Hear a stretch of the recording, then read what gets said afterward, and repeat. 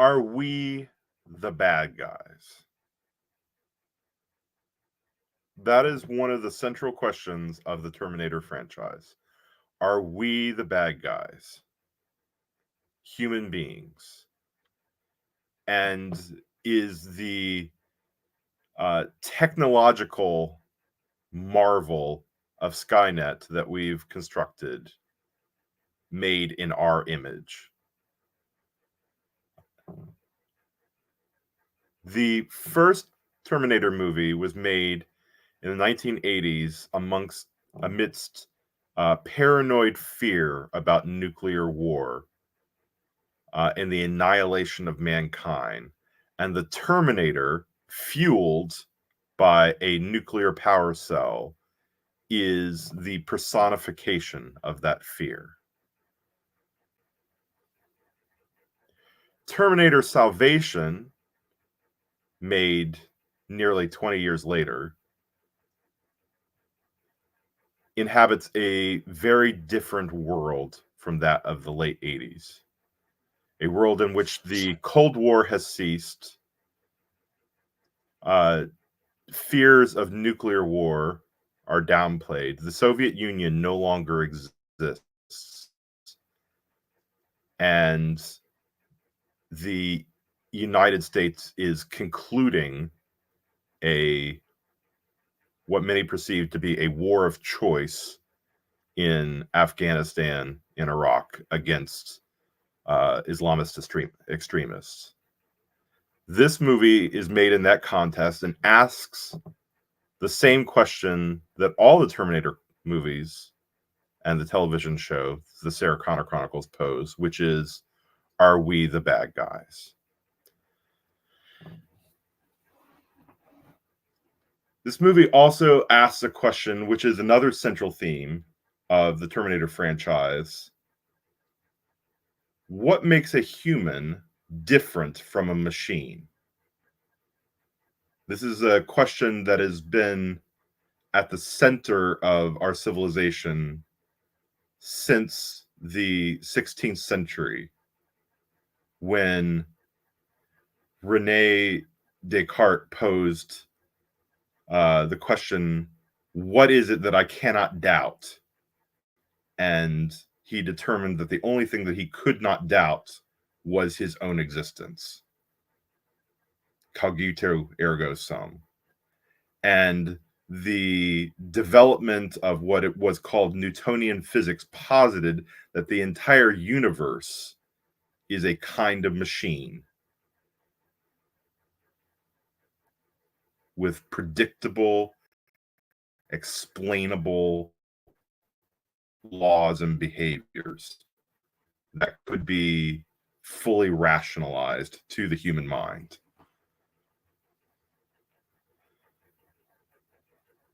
With that belief came about the invention of the science fiction genre, with stories such as Frankenstein, in which a human inventor, a scientist magician, creates another being, a monster, in its own image. A monster that seeks to destroy his own creator.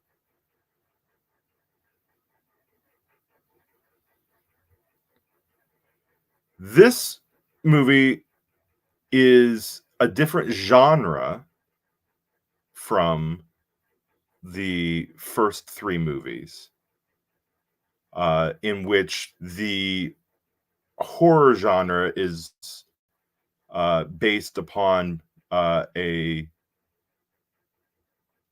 pair of humans being chased by a seemingly unkillable monster.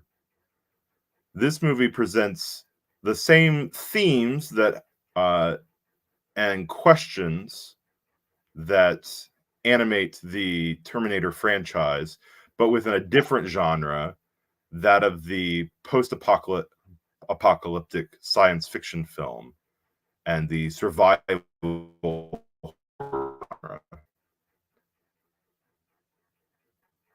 but this movie is still asking many of the same questions as the first three movies and the uh, television series, which was being produced at the same time that this movie was released.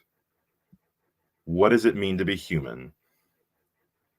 And what is the consequence of human hubris and evil in our world? So, just like Michael Biehn in the 80s and baby-faced Anton Yelchin in the 2000s, we ask you once again, come with us if you want to live. So, as usual, this is a spoiler podcast. So if you have not watched Terminator 4 Salvation, we will be spoiling the entire thing. We'll also be spoiling at least the movies we have watched. So that would be Terminator 3 Rise of the Machines and the first 6 episodes of, or is it 5 episodes? Might be 5 episodes of Terminator the Sarah Connor Chronicles. If you are wanting to watch and you don't happen to have the handy dandy 6-film DVD from Walmart, you can watch it on HBO Max, or Max as I think they call it now. If you Google it, it may tell you that Amazon Prime has it. That is not true. Amazon Prime only has it if you already have a Max subscription or you sign up for a Max subscription through Amazon. So the only place that has Or it pay automatically. Amazon Prime $10. Yes. Or pay Amazon Prime $10. So, all right, so Ian, let's ask this question starting off. If there was no way to get it on Amazon, to get it on Max, would you pay the $10 to see this movie on Amazon Prime? Is this movie worth $10? My gut says no. This is a $5 movie. It is a $5 movie. That's my gut. Amazon Prime is 100% overcharging its customers by charging them $10 to see this movie because it's only worth $5. In my opinion. There are maybe others who really love this film and think it is worth $10. Okay, so in my introduction, which our dozen of listeners may have noticed I didn't actually write because we're under a time crunch here. So I was speaking extemporaneously. And for that, I apologize. This is a different genre. Yeah, I would add... we catch glimpses of a future war between man and machine in the first two movies, and in a dream sequence in the third movie.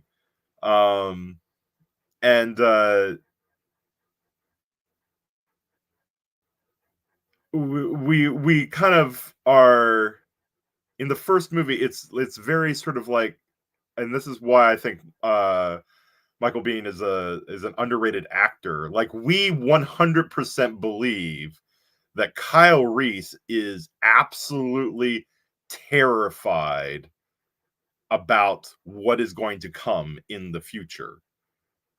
This movie presents us with that future in a very explicit show don't tell kind of way. This movie is a post-apocalyptic science fiction movie. Does it deliver on the hinted at terror from the first movie?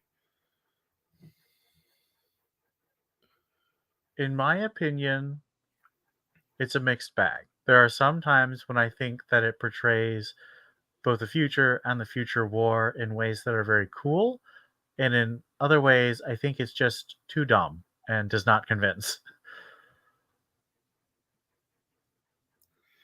Okay. So you wanted to talk about some of the what you feel are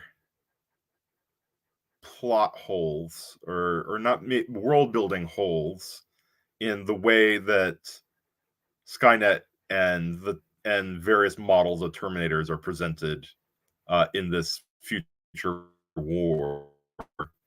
So let's kind of start there. Like, what are the problems that are with the way that the future war is presented to us in this movie? So I think it's less a problem of world building and more a problem of narrative structure and execution. There are two main action sequences in this movie. The first one is when Kyle and Marcus and Star, I think her name is. Yes, Um, the very Newt-like young girl. yes, Despite the fact that this is not a James Cameron movie, this is a McG movie. when our trio of human refugees in the survival horror section of the movie are ambushed by a massive collector robot. Um, and the second is when John Connor infiltrates the Skynet main facility and rescues all the people. Like he gets everybody out of there, and then he has to fight one T-800 and blow up the factory. Both of these sequences have really good ideas, but both of them are hindered by very poor thought processes.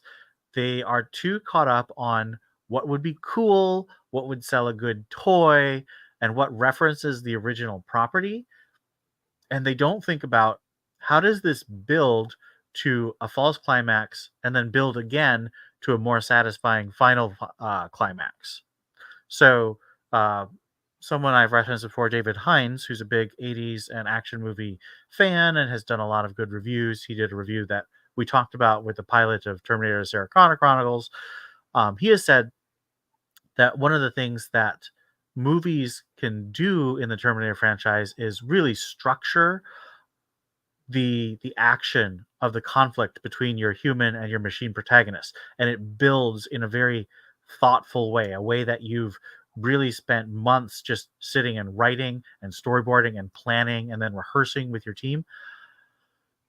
These pieces, these two action set pieces, are too long and they build to too many false climaxes. So they're clearly trying to remind you, for example, when the big collector robot is enveloped by the gasoline explosion, I think that's clearly a reference both to the first Terminator film and the second Terminator film, which has your pursuing your evil Terminator getting blown up and enveloped in fire, and then they walk out of it.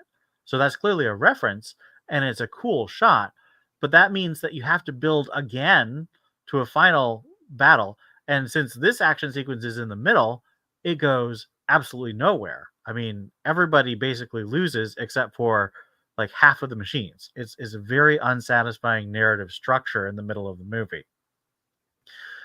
The last one, you've got your fake Arnold Terminator revealed, and he's naked because why?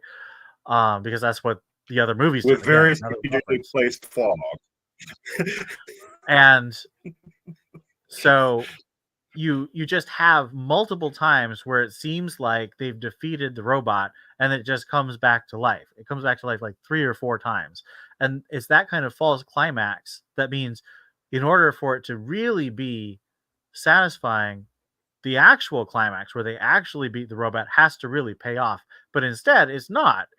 The way it builds in the final climax is John Connor does ridiculous CPR by just like wrestling elbow dropping onto Marcus's chest to restart his heart. And then Marcus gets restarted just as John Connor gets stabbed through the chest, and then Marcus in like 3 moves just instantly kills the Terminator. And you're sitting there being like, this Wait, Terminator did we has watch been a going. different Okay, maybe we can get into this. Did we watch different versions of this movie? Because in the version that I see, the version I saw, John restarts Marcus's heart with 2 electric terminals. Oh yeah, I forgot. He does the elbow drop like 3 times, and then he does the jumper cables. But as soon as he does the jumper cables, he gets stabbed in the heart, and then Marcus comes back to life, and he rips the Terminator's head off. And it was just like, if you could do this why didn't you do this 15 minutes ago? It just feels unsatisfying and it's way too quick. So it's poorly It's structured because he has a narratively. human. It's because he has a human heart. But he had the Ian. human heart before. Why couldn't he do this before? It's because he has a human heart. And that's his vulnerability, according to the T-800.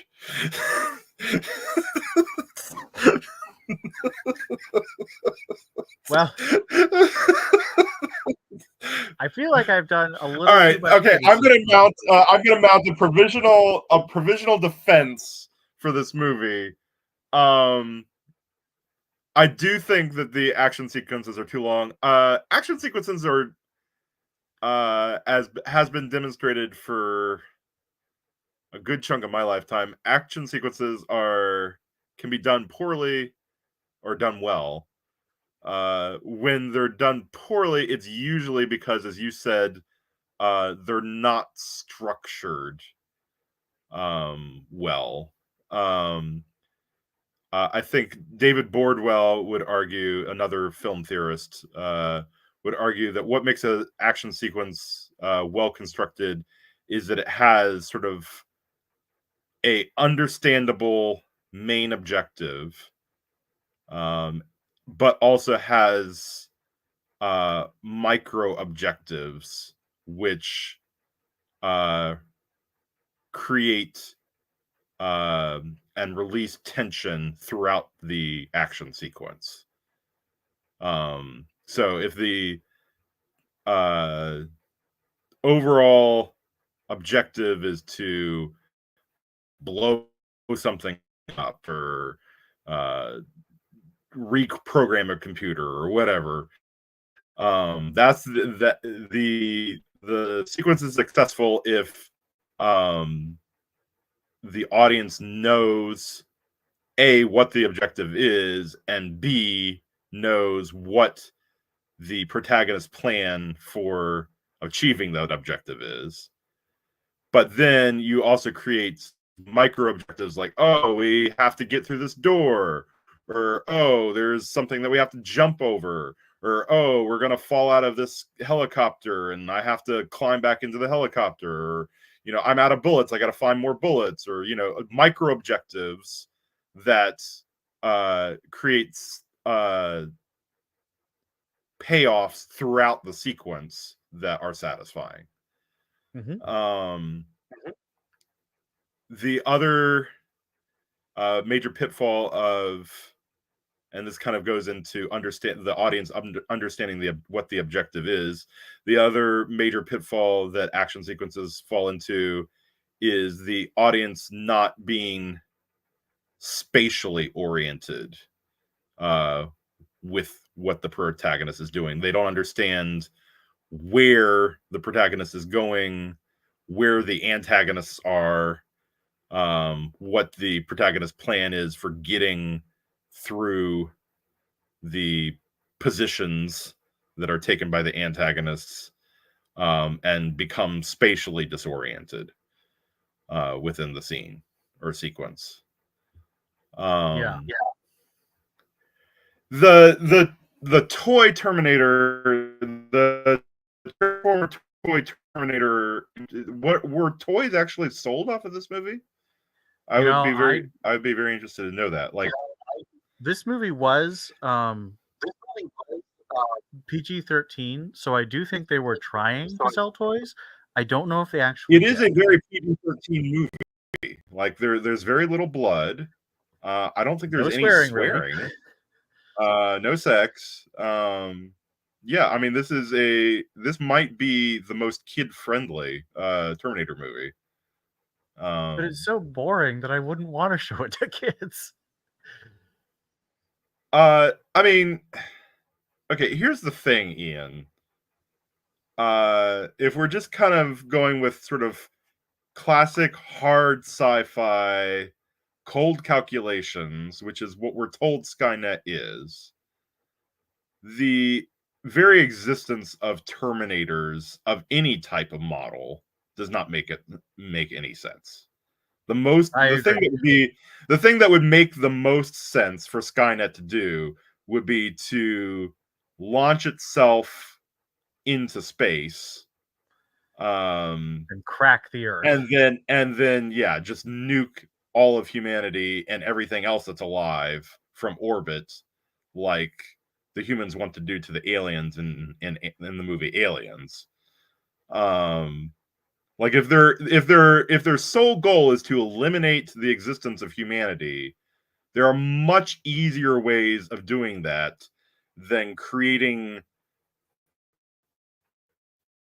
robots with limbs and vulnerable, you know, easily accessible information processing units, and why do Terminators have arms and legs? Why do Terminators have heads? Like, Terminators are much squishier and easier to kill, despite the fact that they're not easy to kill. They're much easier to kill than they could be if Skynet was purely rational. And I think the only explanation that the franchise maybe provides, is that because Skynet was created in the image of humanity, so to speak, that there's some residual symbolic or cultural thing going on within Skynet, that it feels compelled to recreate the human form.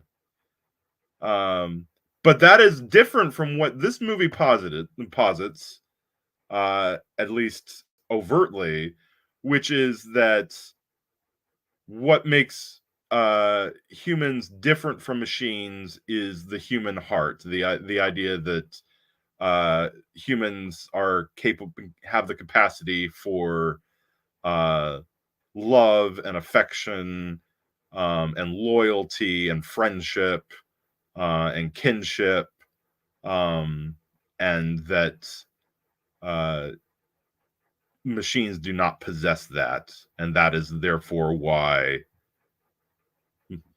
humans are superior to machines. I mean, on that level, I would say this is a much less well done version of the exact same argument as the 2005 I, Robot with Will Smith and Alan Tudyk, in which the robot has literally a heart processor in addition to a brain processor. Yeah, I mean that movie, the iRobot movie, is more explicit, whereas this movie is metaphorical, like I was making fun of earlier with uh, Marcus having a biological heart and the T-800 identifying that as its vulnerability. Um, I uh, do feel you that asked we've the been. question, why do again, kind of going back to the what we were just talking about, you asked the question in your notes, like, why do Terminators have a visual scanning mechanism?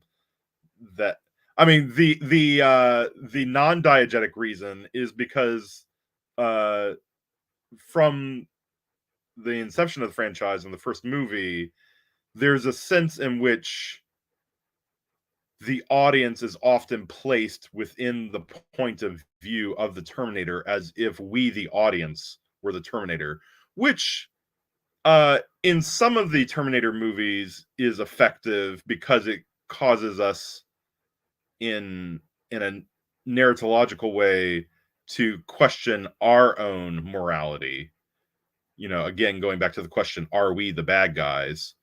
In the first movie, we're asked to find amusement and pleasure from watching uh, the, the Arnold Terminator mindlessly kill uh, dozens of humans in absurd and sometimes funny ways.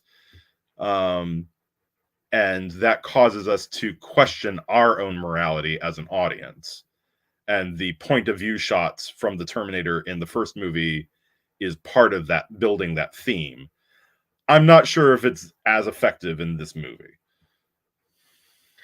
Well, I do want to spend a little time going over what I think are some strengths of the movie, because I do. So I was really dreading rewatching this movie because I bought this collection when we first planned this podcast, and I watched through every single movie in order. And I actually had a really good time watching all 6 movies except for this one. I really didn't like it when I watched it last year. And this time when I rewatch it, I actually had a much better time. And I want to lay out a couple of the things I think that are good about Terminator 4. There's a lot of really cool filmic techniques. There's a lot of single shot action. So the opening action scene where John, comes up out of the pit and then he basically has to fly a helicopter and finds out there's another Terminator.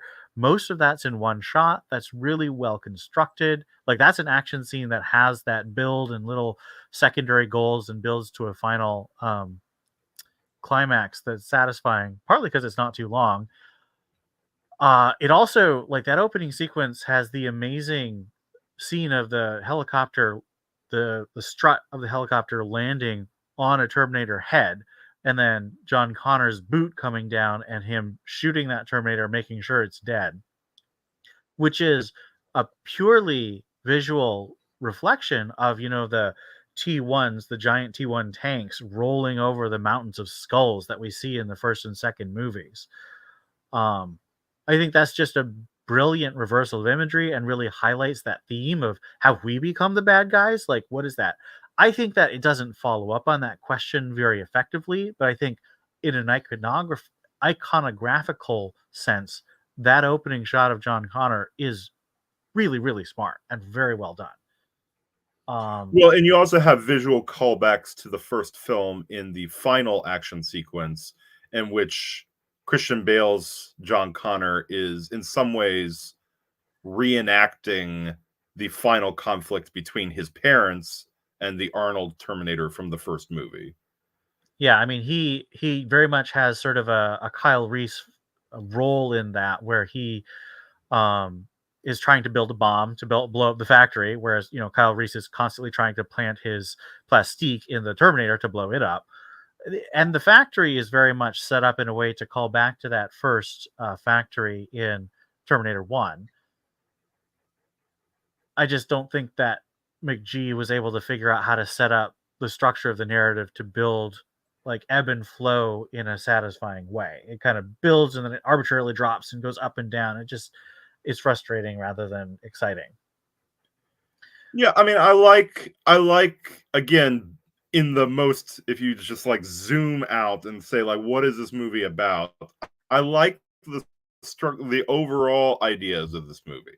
I like Hmm. the Yeah. idea that the first movie is about a father, though he doesn't know it, trying to save his son. And this movie is about a son trying to save his father. So there's a kind of a mirror there. Hmm. In the second movie, uh the reprogrammed Terminator serves as a kind of surrogate father to John Connor. And in this movie, Marcus serves as a kind of surrogate brother to John Connor. So And he there's lots also of wears the trench coat that makes him look like Kyle Reese in the first movie. correct. So there's lots of big picture stuff that are great about this movie. Is just kind of the execution that is sometimes lacking. Well, and I also think that the big picture things like John is struggling to become the resistance leader. Like he has these radio broadcasts calling back to Terminator 3, the ending where he is on the radio to help people do their best to survive the nuclear holocaust. And he's also married to Kate, and they're leading this resistance cell together, and that's again carrying on from Terminator 3. So I also like the big picture fact that this is, as I have said in the show notes, the final chronological film in the Terminator series. Terminator 5 and Terminator 6 and Terminator Sarah Connor Chronicles are all reboots back to either the first or the second film. So this movie is the end in time, although there are books that I would recommend set up after this, um, which serve to show where the future war could go. Um, why don't we talk a little bit about Christian Well, Bale? I so mean, this movie. sorry. Well, maybe talking about it being the final chronological film in the Terminator franchise. Although we get hints at additional features from the other films, especially the Terminator Sarah Connor Chronicles. Maybe this is a good time to talk about what we talked about offline, which is the potential paradox loop that this movie seems to be positing. In the first movie, we're told that Kyle Reese was in a human concentration camp that was constructed by Skynet to round up humans for a purpose that's never explained, as far as I can remember. Again, the purpose is to put a barcode on his arm, dude. We got to have our World War II concentration camp. The purpose is to remind us of the past horrors of humanity, specifically the Holocaust and World War II. But within the world of the film, it's never explained what possible reason Skynet would have for collecting humans into concentration camps. This movie seems to posit that the reason humans are collected in the concentration camps is so Skynet can find Kyle Reese like a needle in a haystack, which creates an odd paradox loop. The only reason that Skynet has done this is to prevent the events of the first movie from occurring, and the events of the first movie would not have occurred unless they did that. What do you think about this theory? How do we understand the whole concentration camp idea? I think that you've pointed out something that the filmmakers wanted to answer the question, but didn't think past the first level of the question. I mean, so they're like Blair in the escape from the Resistance headquarters sequence. He's like, "What do we do now?" And she's like, "I only had a plan as far as the Jeep." Exactly. Which is the only funny thing that anybody says is in this entire movie. I mean, I would say that the "I'll be back" reference was pretty funny because it was so silly. Yeah. Let's talk a little bit about Christian Bale as John Connor. He, of course, before the film came out, was caught on tape screaming at the director of photography. A lot of people who've worked in film say that his anger was quite appropriate, but how he expressed it was not. Someone who's distracting the actors when you're shooting a film is being extremely unprofessional. But of course, swearing at someone for 5 minutes is also extremely unprofessional. Do you like Christian Bale as John Connor? Do you think that he adds something to the character? How do you feel about him?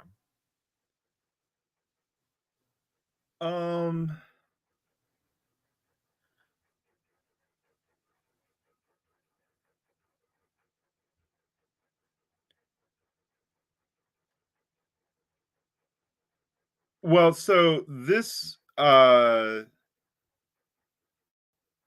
Terminator 3 and this movie present two very different versions of John Connor as an adult man. Although Terminator 3 he's a younger man. But they're both adults in Terminator 3 and in this movie. Two very different versions. This John Connor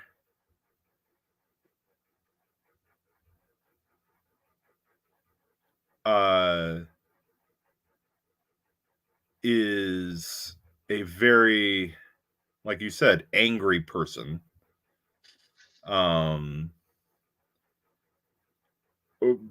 But with perhaps great reason, considering everyone he's ever known has been killed by, death robots.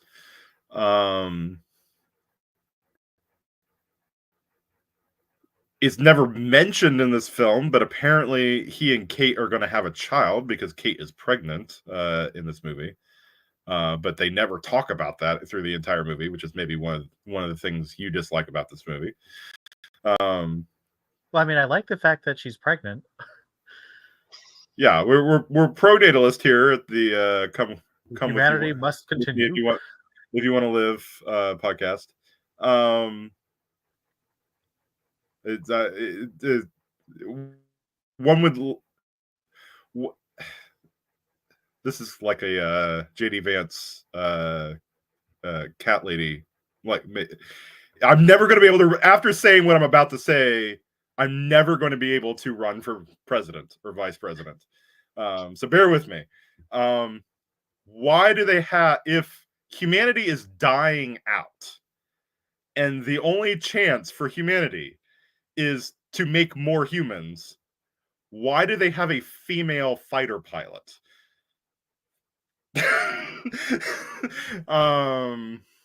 Just saying. Anyway, my little, I don't even, would you call that anti-feminist for me to say that? Anyway, It is certainly anti some of the waves of feminism. yeah, the Blair character makes no sense within the world building of this film. Where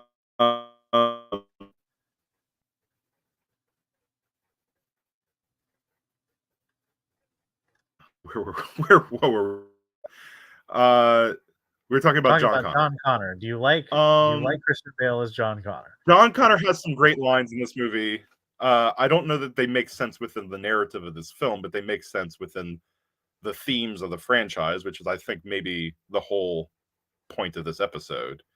The sequence in which they have Marcus chained up, and he's talking to Marcus as if Marcus was the embodiment or personification of Skynet itself. And he says, "We've been fighting this war since before either of us existed." Like, that is sort of, if this movie has a point, that kind of sums up the point of this movie. The John Connor, I think that's a much more interesting movie than the one we got.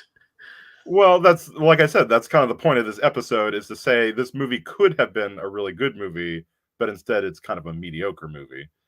Yeah, with good parts, but also a lot of failures.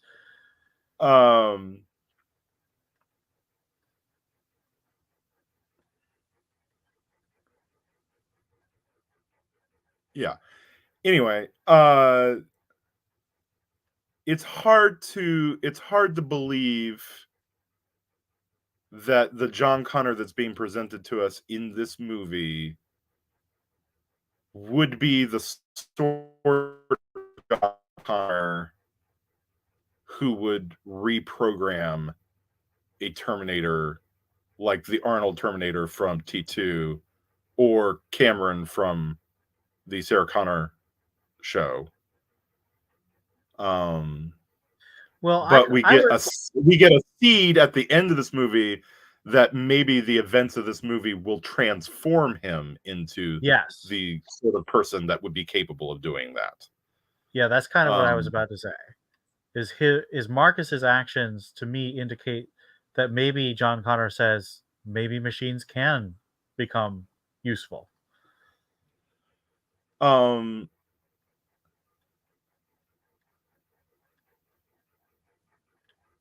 Which, I mean, do you want to talk about the Helena Bonham Carter character at all?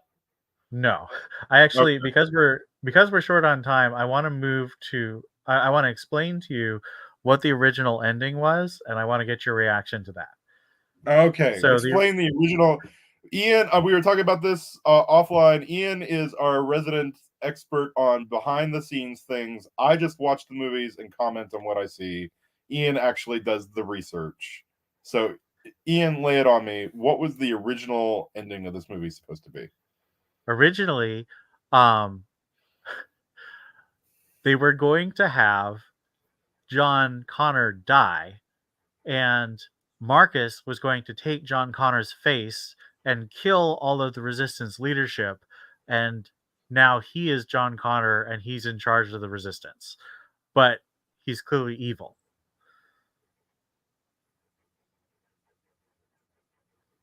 Okay, why would evil Terminator, like, you could say that this is part of the problem of all of the Terminator movies.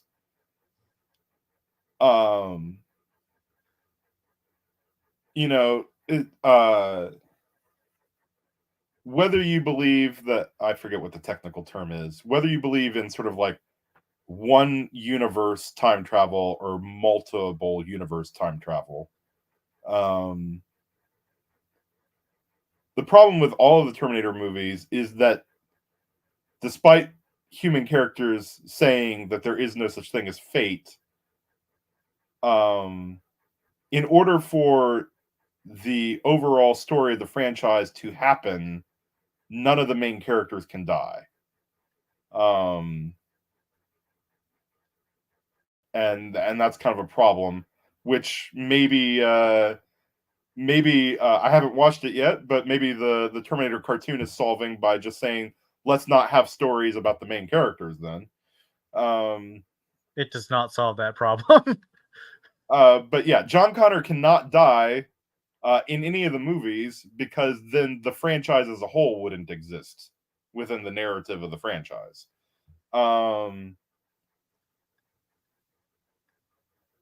Now, what would be interesting if they had gone with that ending is creating a story in which evil Terminator John Connor finds it necessary to send Kyle Reese back to the past anyway. That could be interesting. But I doubt that this movie is could have sustained that ending in a way that felt satisfying. Yeah, I mean, I believe they actually filmed that ending and then it tested so poorly that they did significant reshoots to make the ending the one we got.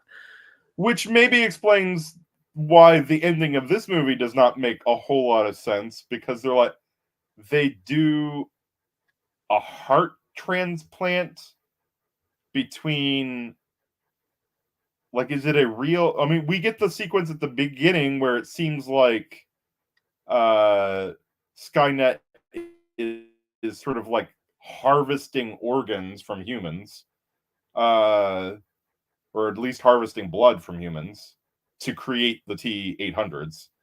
But we have no explanation for how Skynet created Marcus. In that he has, other than skin, which is an organ, other than skin, also seems to appear to have other organic organs like his heart. But like, they're doing this in a tent in the middle of a desert. Like, heart surgery is complicated even under the best of circumstances. Either Kate Brewster is the world's greatest heart surgeon, and she has technologies that are not currently available to doctors now, or just like, yeah, that doesn't make any sense whatsoever for her to be able to perform heart transplant surgery between a non-human human and a human in a tent in the desert. Yeah, it's very silly. It's very silly. Many parts of this movie are very silly, but in seemingly unintentional ways, as opposed to the one joke in this movie, which is intentional. All right, But so is stolen from Indiana Jones. So there's a lot more we could talk about. The fact that this film is called Salvation, the way John talks about Skynet as if it's the devil. There is an attempt to capture that spiritual element of Terminator that has been from the first film, with John Connor being the initials of JC and all this ideas about fate and predestination. But I think we've got to wrap things up. So let's Well, okay, so let's talk about the title and that theme briefly, because that is interesting, and it kind of goes along with what we've been talking about in this podcast. yeah. So this So movie, what is Save? the theme of this movie, from Marcus's perspective, is that he's some kind of murderer who's on death row, and he's given a quote unquote second chance to be a good human as opposed to a bad human. So he's kind of like in the Jesus story, he's kind of like Barabbas. He's this prisoner who's saved by the fact that Jesus is executed in his place. But that's not what happens in the end of this movie, and instead this movie ends with him sacrificing himself for John Connor. And that's his salvation, as it were. He redeems himself by dying sacrificially for John Connor.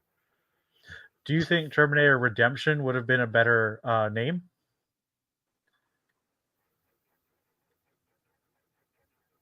I mean, salvation is a less specifically religious word, and more people understand what it means. So it probably makes a better title for a mainstream franchise movie. But yeah, I mean, this movie is dealing with concepts of redemption, second chance, logic, the idea of resurrection, the idea that we see him die at the beginning on death. We see him getting lethal injection and dying in the beginning of the movie, but then he's in some sense resurrected a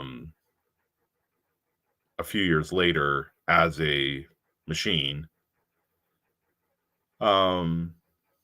There's this idea that because of some complication, which we don't have time to get into, he's not programmed in the same way that other Terminators are, although he does appear to have some kind of programming, which Skynet is using in an extreme gambit to lure in Kyle Reese and John Connor, which would have like a 1 in a million chance of working, but apparently does. Skynet's just that good, Calvin. They're just that good at planning ahead. But for some reason, don't decide to just nuke the entire planet from orbit. But then the movie wouldn't happen. But then the movie wouldn't happen. Yes. Shout out to Pitch Meeting.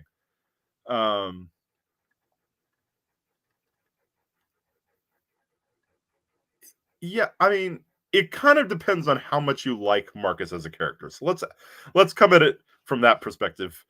Does Sam Witwer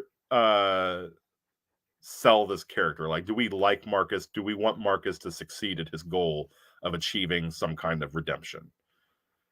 So my answer is no. I don't think he I is will say that nearly... I think this is a stronger performance on his part than Avatar. I have only seen Avatar once, and I've seen this 3 times, so I can't really say on that. I think I definitely like this movie better than Avatar, but that's not saying much. I really don't like Avatar. I am not sold. I mean, It is honestly, interesting that James Cameron chose to cast him after this movie came out. So, yeah, there's this weird sort of behind the scenes connection between this movie and Avatar.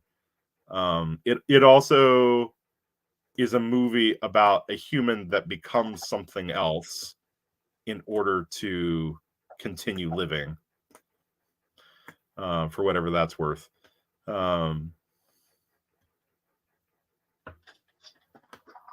Yeah. So you would say no. This Marcus is not likable enough to sell that aspect of this movie. No, I don't think so. But What about you? What do John you think? Connor looked into his eyes. He looked into his fake grown in a vat eyes and saw the humanity in him, Ian.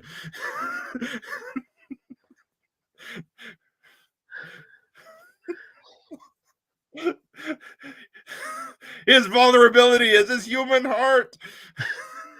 Man, if I wanted that, I would really just rewatch iRobot. That movie's so much better.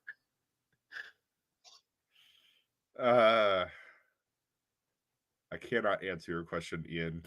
Try asking it in a different way.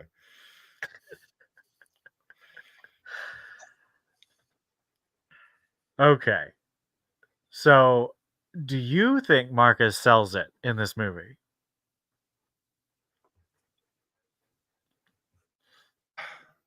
Okay, look, I do not hate this movie. This is not the worst movie I've ever seen. But I I think, hate like it we a keep lot less saying than I over and thought over I again, but like we keep saying over and over again in different ways, this movie is not as good as it could have been. would. But that's often the complaint critics make about mediocre movies is that they could have been better movies with a few tweaks that, of course, we as genius critics perceive. Making movies is hard and complicated, uh, and you often don't know what you got until it's already come out of the oven. Yes, especially since this movie, as I've already mentioned, had a completely different ending. So I'm fairly sure they did significant research to try and set up the ending they had to go with in the end. All right, 2 more minutes. Summing up. All right. So out of 10 skulls, how many skulls would you give this Terminator film? I would give this movie 6 or 7 skulls. Okay. I It's think I not would as give this bad as it could have been. It's not the worst movie I've ever seen. It doesn't make none of it makes me angry. It just makes me kind of disappointed. Um, I have watched movies on occasion that made me angry. No parts of this movie made me angry. It's just kind of disappointing in some ways. I would say this is a 6 skulls out of 10 for me. It is over the line of in the middle where it's just like completely mediocre. It's got enough interesting and well done things. And I just love, I mean, the cast is fantastic. I mean, Christian Bale and Bryce Dallas Howard and Helena Bonham Carter and Michael Ironside's like phenomenal cast.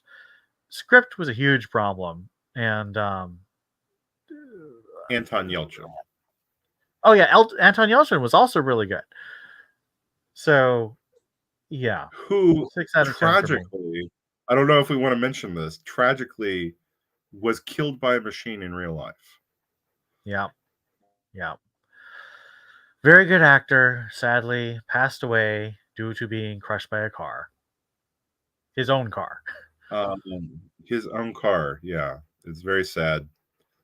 That's maybe the for me the unintentional pathos of this movie was the fact that it's one of the far too few Anton Yelchin movies, and there aren't going to be any more Anton Yelchin movies.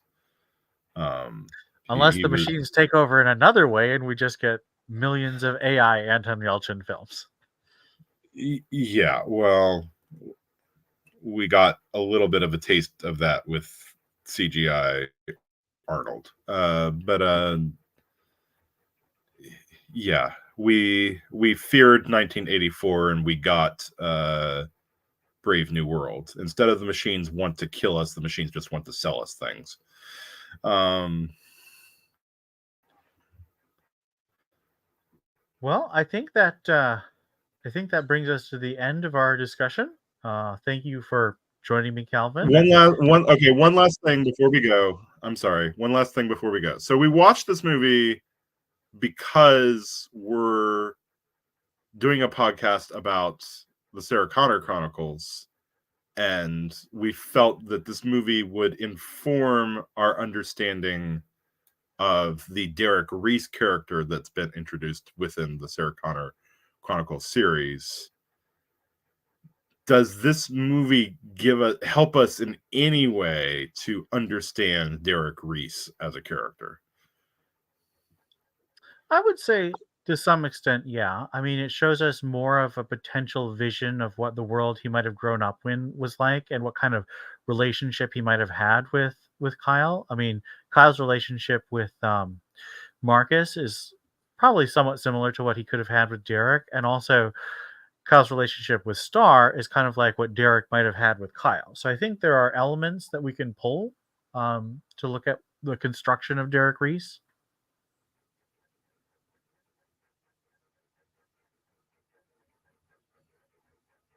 All right.